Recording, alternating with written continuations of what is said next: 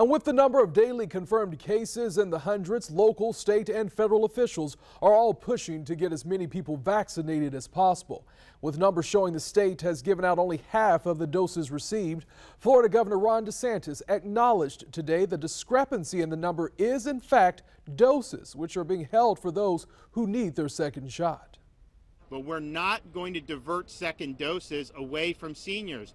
Seniors want it, we're going to do it. So if the implication is you should be giving those doses away to other people, that's not the way the FDA has prescribed it. And so we are absolutely committed to that.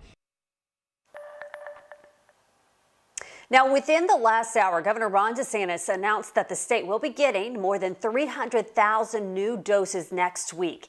In his statement posted to Twitter tonight, he said he welcomes the, quote, modest increase, but it's not clear yet what day that shipment is going to arrive.